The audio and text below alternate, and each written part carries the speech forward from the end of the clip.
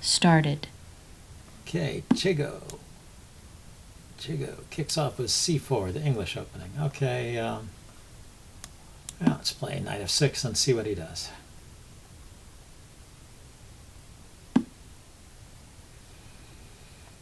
Okay, he's going for kind of reverse Sicilian, perhaps, attempting it with the fianchetto. I guess it's not a reverse Sicilian unless I play e5, which I'm not doing. My idea is just to, put a pawn here so as to make his bishop less effective. And maybe I'll play d5, or I could play d6, e5 as an idea too. But I'm just going to castle. So he's got his queen on a light squared diagonal. I can always play bishop to f5, hitting the queen after I move the d pawn. The question is whether I want to go to d6 or to d5. Maybe d6. I don't usually play these kind of restrained systems, but this might be interesting here. So you just control a lot of space towards your on your side of the board, but you're giving your opponent lots of room. You have good control over these squares near your king and stuff, but your opponent has more space.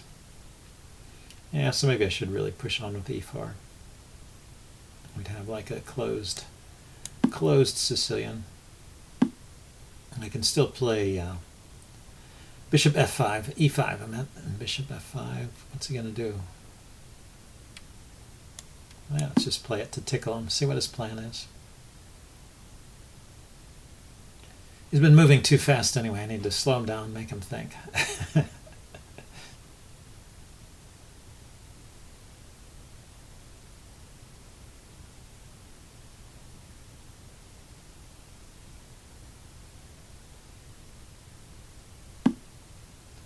Yeah, he just blocked with a pawn.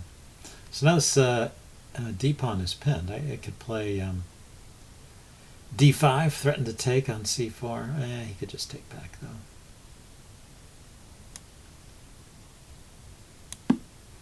How about developing the knight? Maybe rook c8 opposite the queen and supporting the c6 pawn here. It's an idea. So this is a closed position, slow developing. I guess, my bishop is exposed here. If you were to hit it, it can only drop back to e6. That might be a problem.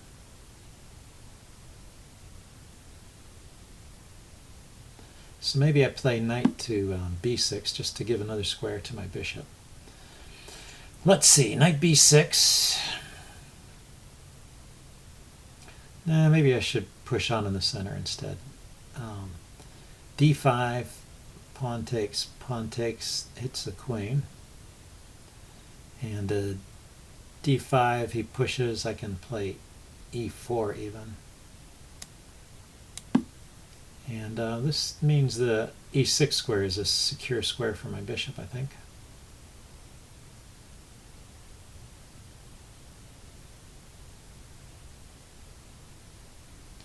And if he does nothing, if he leaves the pawn there, well, okay, he didn't. I was going to say I could play e4 anyway. So e4 now, takes.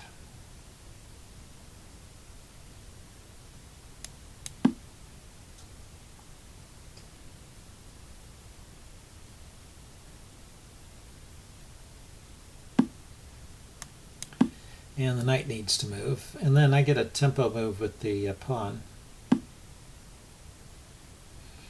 If I move my pawn attacking his queen, he can take my bishop.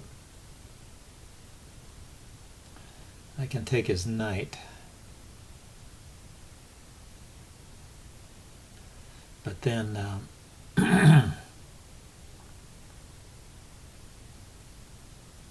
pawn here, knight takes, pawn takes, and he has to move the knight. Where does it go? Here, probably. Yeah, it's a good square. If I retreat the bishop, then this pawn is undefended. Insufficiently defended. It's attacked multiple times. So let's defend the e-pawn, see if we can keep it there. And if he takes, I'll have to take back with the pawn, I guess.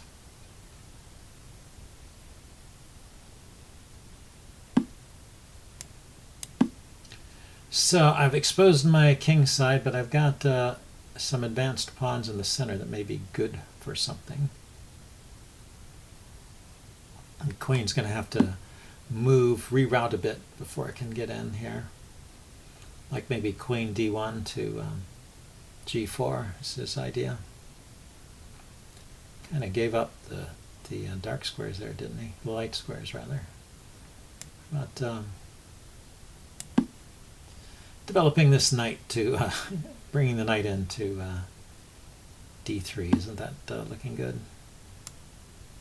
Not so easy, and it blocks this rook over here, so it's not threatening my queen. Now knight to g4.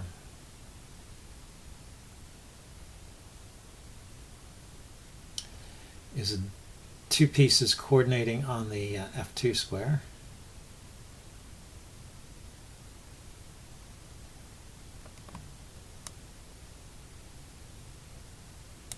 And also opens up a line for my queen to get in towards the king side. Might be useful. Aha, so he's ignoring it. There was also bishop takes, pawn takes, queen takes.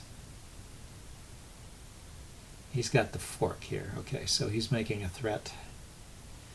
He's making a threat. So what should I do about that? Maybe lift up the rook here so that the other rook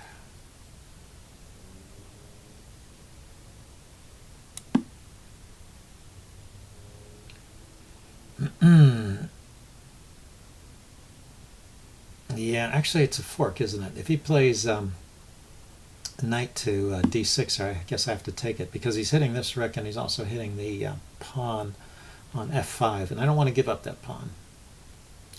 So let's take here.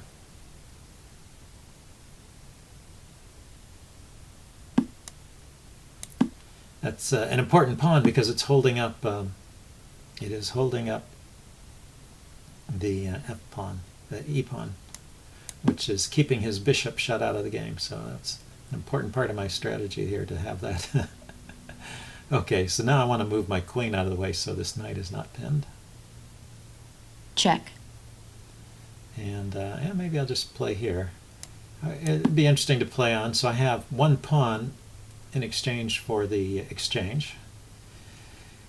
In compensation for the exchange, Check. I have a pawn, and he has a locked-in bishop. So this might be a decent position for me, even though I'm down the exchange. We will find out. See if I can play this. Okay, so he's giving the exchange back here, right? Because I have knight takes e6. Knight takes e3. And if he takes the pawn, I'll take the rook. Rook takes. Then I have to move the king out of the way. Yeah, this pawn is kind of loose here.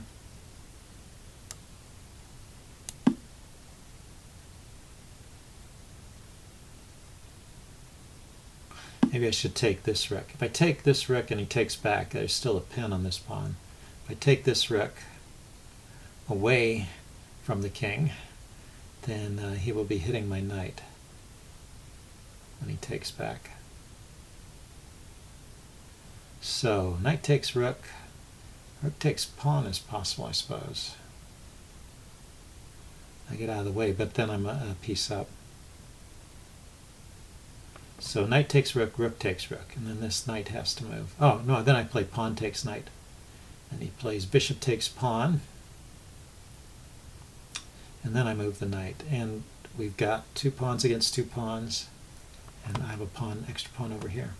So knight takes, right? We'll see how it works out. I think I'm going to end up with rook and knight against rook and bishop, and I'll have an extra pawn.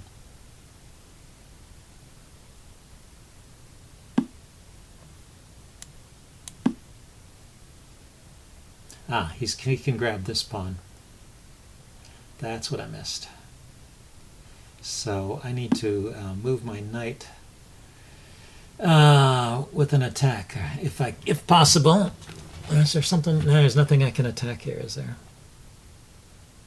Okay, so it's going to be material even. I'll have a queen side majority, and he will have a king side majority. So where do I want the knight? Well, I have an active king, I guess. Looking on the bright side, I guess knight can go to g4 and rook to h1. He can play his rook. He can play his rook to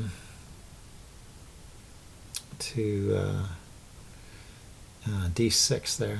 That may be annoying. I have a check here.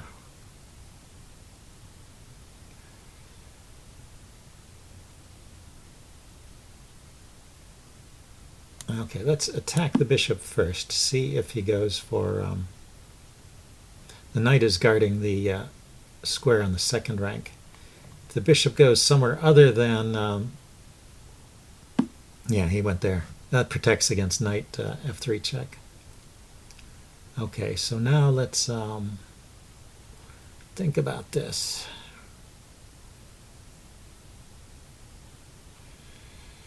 The knight here hits his pawn, but allows his rook to the second rank. Well, these positions are hard to play.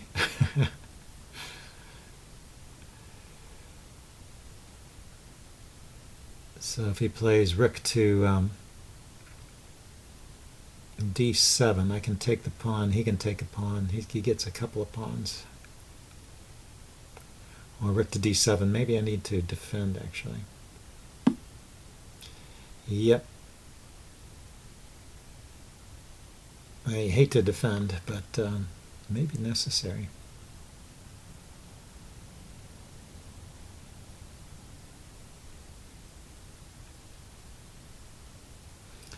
Let's see, I can attack his bishop.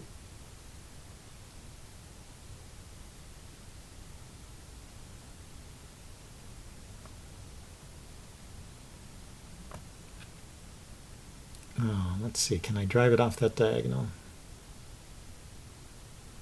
Yeah, if I attack his bishop, I'm just going to defend this pawn. I don't want to give it up. And if I attack his bishop, it leaves the h-pawn undefended. After he moves that, there'll be 2 pawns. After he moves the bishop, there'll be 2 pawns hanging. So hard to find a move. So maybe knight. So he just moves those pawns forward. So let's start pushing.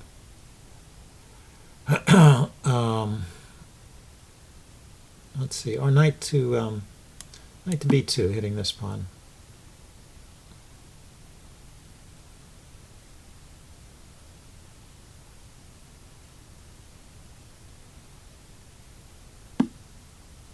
Yeah, he defends it. Okay, that's interesting. So now a5, he takes.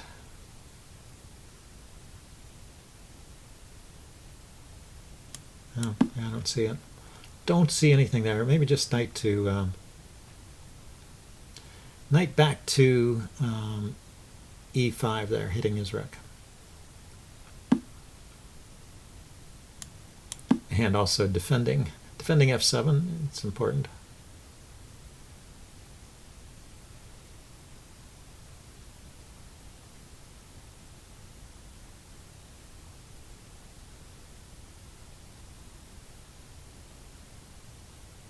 Check.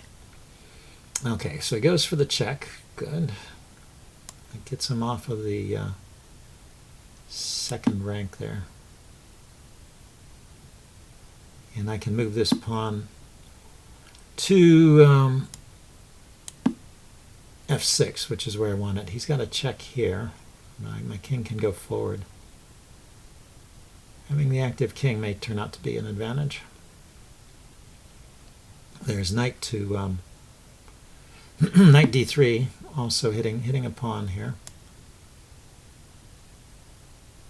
He can pin it with his bishop, huh? Yeah, you gotta watch out for those tactical tricks, don't you? I'll check here. Yeah, let's chase his rook a little bit. Check.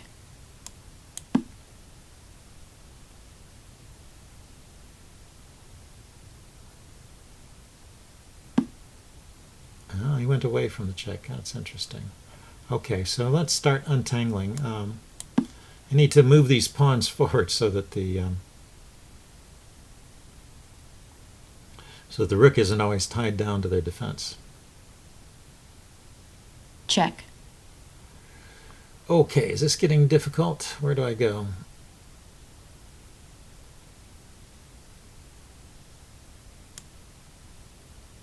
Yeah, I might have walked into a mating net here. Let's see, rook here, check. I can go back where I came from. Bishop here, check. I can take it. Bishop here, check. I can walk out in this diagonal. It's very dicey here. The downside of the active king, you can get in trouble. Check. Yeah, so at least my moves are forced here, so not so hard to find. Can't go here.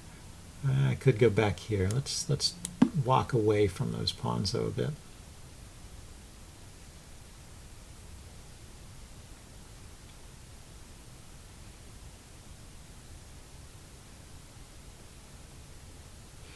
Okay, so now I'm thinking I have a path to activate my rook. So rook to d8 hits his bishop.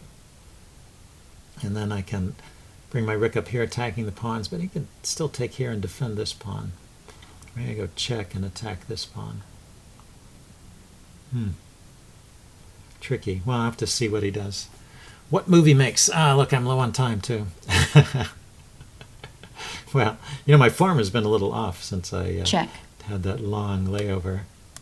There's also a fork here if I can get to it. Okay, bishop check here is possible. I had that long layoff while I was doing the coverage. Okay, so now there's no more checks coming against my king, and he's not threatening my b-pawn. So let's activate my rook. And I'm threatening his bishop, and I'm threatening to come here and attack both pawns. Check. And he did have a check. I don't want to go there. I can't go forward. I have to go sideways. It's annoying. That blocks the rook.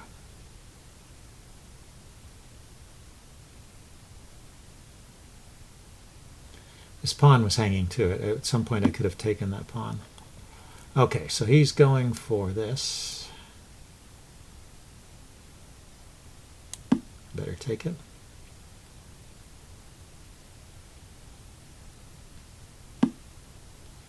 Now let's see if I can activate my rook in another fashion. Having active pieces, very important. So the knight is covering this square that the rook can check me from.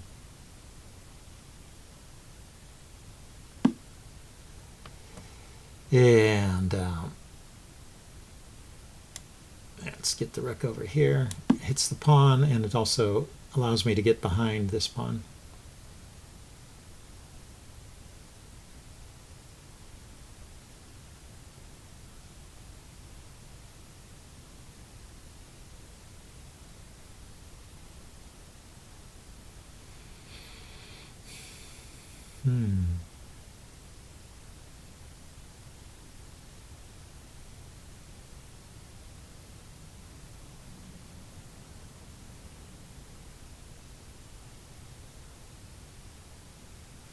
And yeah, this pawn can't be defended very easily, but he can start giving checks. Yeah, well, actually I can take it if he gives a check. So maybe I've got something here finally. Although he has this passed pawn, so the passed pawn on the king side is dangerous. So I can take that one. And then if I attack the bishop with my rook,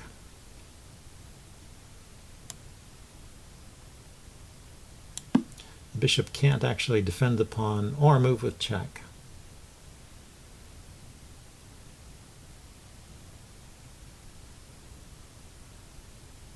So I can get a pair of pawns here.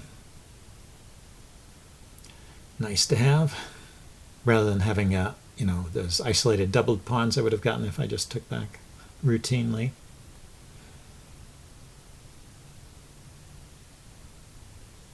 So where can the bishop go? Here, here, or here, I expect. He can always, no, he still can't throw in the checks. Okay, so he went all the way there. He's guarding his...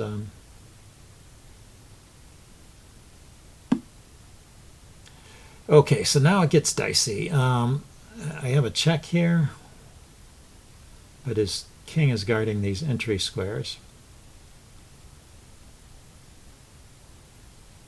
So it's probably simplest if I just go here and here, but his king can come forward.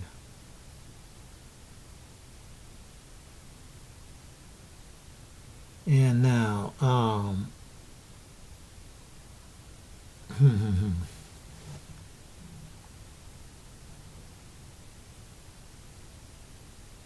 Black forfeits on time. Oh, I lost on time. Oh, that's too bad. Okay, well, I will upload this game and do a postmortem. I might be actually losing this position, but it's very hard to tell. Pretty complicated. Okay, see you guys later. Bye.